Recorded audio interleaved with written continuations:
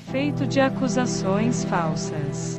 Desde a visita da serpente ao jardim do Éden, mentiras têm alterado a história humana. O pai da mentira, João 8 versículo 44, tem muitas filhas que continuam se espalhando pelas bocas de pessoas desonestas. Mentiras se tornaram tão comuns que muitas pessoas as consideram uma parte normal e aceitável da comunicação.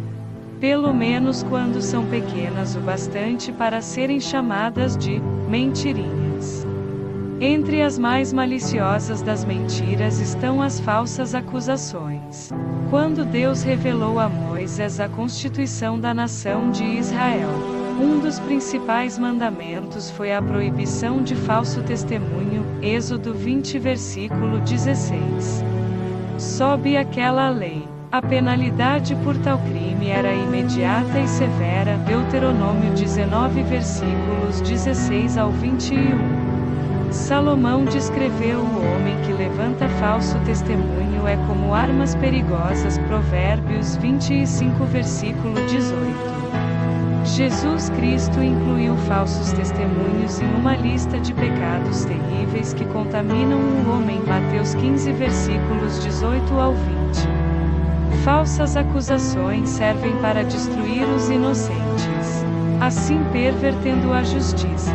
Deus disse para Israel antigo, da falsa acusação te afastarás, não matarás o inocente e o justo.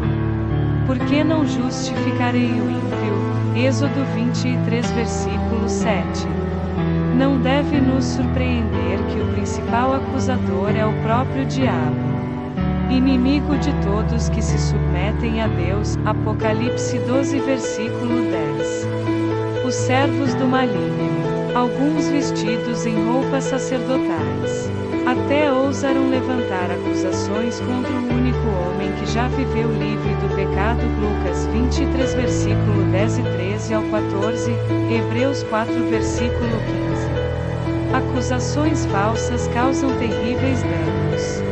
Incontáveis inocentes já foram punidos, até mortos, por causa de falsas acusações. Famílias têm sido destruídas por essas maliciosas mentiras. Falsas acusações têm incitado guerras sangrentas entre grandes nações. Quando pensamos sobre os efeitos mais graves das falsas acusações, percebemos uma diferença enorme entre o acusado e o acusador. No curto prazo, o acusador pode usar suas mentiras para ganhar alguma vantagem, mas no longo prazo, ele é o principal prejudicado. Uma falsa acusação não altera o caráter do acusado, mas revela claramente o caráter do acusador. Sim, a falsa acusação prejudica o acusado.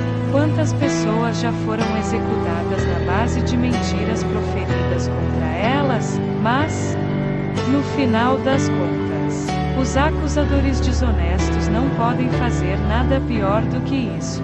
Jesus disse, não temais os que matam o corpo e não podem matar a alma, temem antes aquele que pode fazer perecer no inferno tanto a alma como o corpo, Mateus 10 versículo 28.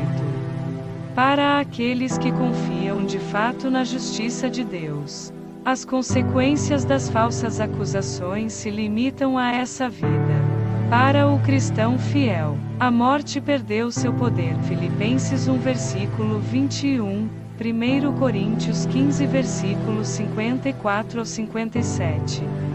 O efeito da falsa acusação para o acusador, porém, é muito pior. Mesmo se ganhar alguma vantagem temporária nessa vida, terá de enfrentar a ira de um Deus que odeia a mentira, Ele, que é capaz de fazer perecer no inferno tanto a alma como o corpo. Não admite na sua presença aquele que ama e pratica a mentira, Apocalipse 22 versículo 15, 21 versículo 8. Há uma ilustração dessa diferença em uma história sobre a família real de Israel do 9º século a.C. Jezabel, mulher do rei Acabe, orquestrou a aquisição de uma vinha que o rei desejava por meio de uma falsa acusação contra o dono da vinha. Acusou o homem de blasfemar contra Deus e contra o rei, e achou sujeitos dispostos a executar o acusado. Nabote, um homem inocente, morreu, mas quando Acabe foi tomar posse da vinha, Deus mandou o profeta Elias para pronunciar a sentença divina contra sua família. Deus julgou e rejeitou por completo a família de Acabe.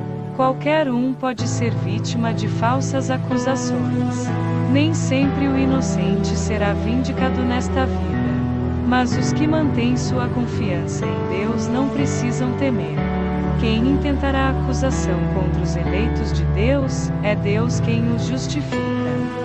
Quem os condenará, é Cristo Jesus quem morreu ou, antes, quem ressuscitou, o qual está à direita de Deus e também intercede por nós. Romanos 8 versículo 33 ao 34. Não temas, Deus é contigo. Não se esqueçam de dar um like e se inscreverem e ativar o sino para ser notificado quando eu postar vídeos novos. Muito obrigada, Deus, pela oportunidade de aprender sobre suas maravilhas e poder passá-las adiante. Obrigada por assistir. Recebam a mensagem de Deus no seu coração e sejam abençoados. Compartilhem aos seus amigos para que eles também sejam abençoados.